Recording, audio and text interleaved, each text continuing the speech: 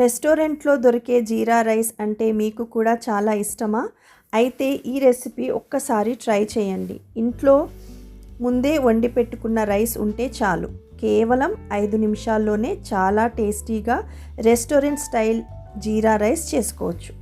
ముందుగా ఒక ప్యాన్ తీసుకొని అందులో 2 టేబుల్ స్పూన్ల గీ వేసుకుందాం. గీ వేడయ్యాక ఇందులో 1 టీ స్పూన్ జీరా వేసి ఫ్రై చేయండి. జీరా మంచి అరోమా వచ్చే వరకు ఫ్రై అయిన తర్వాత ఇందులో 1 teaspoon finely chopped garlic అంటే సన్నగా తరిగిన వెల్లుల్లిని ఫ్రై చేసుకోవాలి. గార్లిక్ మంచి లైట్ గోల్డెన్ బ్రౌన్ కలర్ వచ్చే వరకు ఫ్రై చేసుకోవాలా. మరీ ఎక్కువగా ఫ్రై చేస్తే బర్న్ అయిపోతుంది.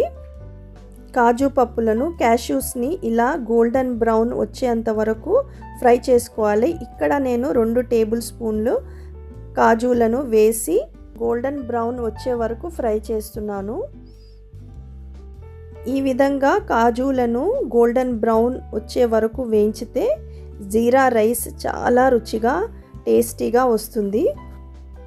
తినేటప్పుడు మధ్య మధ్యలో కాజు పప్పులు వస్తే చాలా టేస్టీగా అనిపిస్తుంది జీరా రైస్. ఇందులో నేను కొద్దిగా కొత్తిమీరను కూడా యాడ్ చేసి ఫ్రై చేసుకున్నాను. సన్నగా తరిగిన కొత్తిమీరను వేసి కొన్ని సెకండ్ల వరకు ఈ విధంగా ఫ్రై చేసుకోవాలి. ఇప్పుడు ప్యాన్లో నెయ్యి, జీలకర్ర, వెల్లుల్లి, జీడిపప్పు అన్నీ కలిసి మంచి సువాసన వస్తుంది కదా. ఇప్పుడు ఇందులోకి ఒక చిన్న గిన్నె వండిన అన్నం వేసుకుందాం. మీరు ఇప్పుడే వండి పెట్టుకున్న అన్నం కూడా వాడొచ్చు, కానీ ముందే వండి పూర్తిగా చల్లారిన అన్నం లేదా మిగిలిపోయిన అన్నం ఉంటే ఇంకా మంచిది. ఈ విధంగా ఎందుకంటున్నానంటే చల్లారిన అన్నం గింజలు ఒకదానికొకటి అతుక్కోకుండా విడివిడిగా ఉంటాయి కాబట్టి ముందుగా వండి పెట్టుకున్న అన్నం అయితే చాలా బాగుంటుంది. ఇప్పుడు అన్నం వేసాం కదా ప్యాన్లోకి. ఇప్పుడు చాలా నిదానంగా మెల్లిగా కలుపుకోవాలి, లేదంటే అన్నం విరిగిపోతుంది.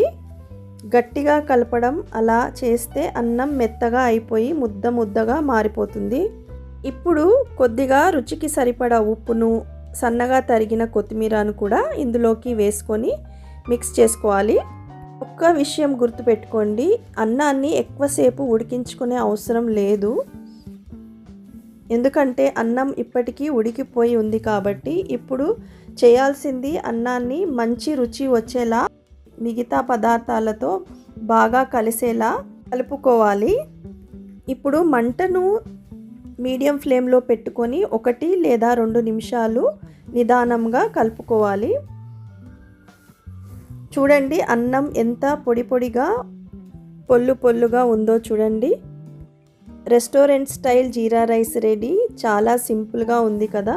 ఇంట్లో అన్నం మిగిలిపోయినప్పుడు ఏం చేయాలో అర్థం కాకపోతే ఇలా ఒక్కసారి ట్రై చేయండి. సడన్గా మీ ఇంట్లో ఎవరైనా గెస్ట్ వచ్చినప్పుడు ఈ విధంగా జీరా రైస్ని వండి పెట్టొచ్చు. రైస్ ముందుగానే వండి పెడితే మొత్తం రెసిపీ 5 నిమిషాల్లో చేసి పెట్టొచ్చు. అలాంటి సింపుల్ అండ్ టేస్టీ రెసిపీస్ కోసం స్నాప్ అండ్ కుక్ ఛానల్ని సబ్స్క్రైబ్ చేసుకోండి. లైక్ చేయండి, మీకు నచ్చితే షేర్ చేయండి మీ ఫ్రెండ్స్తో. నిజంగా చెప్తున్నానండి, చూడడానికి సింపుల్గా అనిపించిన టేస్ట్ మటుకు అద్భుతంగా ఉంది. నేను ట్రై చేశాను. మీరు కూడా నచ్చితే గనుక ఇలా రెస్టారెంట్కి వెళ్ళకుండా ఇంట్లోనే రెస్టారెంట్ స్టైల్లో జీరా రైస్ చేసుకోవచ్చు. మీరు కూడా ఈ రెసిపీని తప్పకుండా ట్రై చేసి చూడండి. ఇలాంటి మరెన్నో టేస్టీ అండ్ ఈజీ రెసిపీస్తో మీ ముందుకు వచ్చే వరకు eat healthy, stay healthy, take good care of yourself. Bye everyone.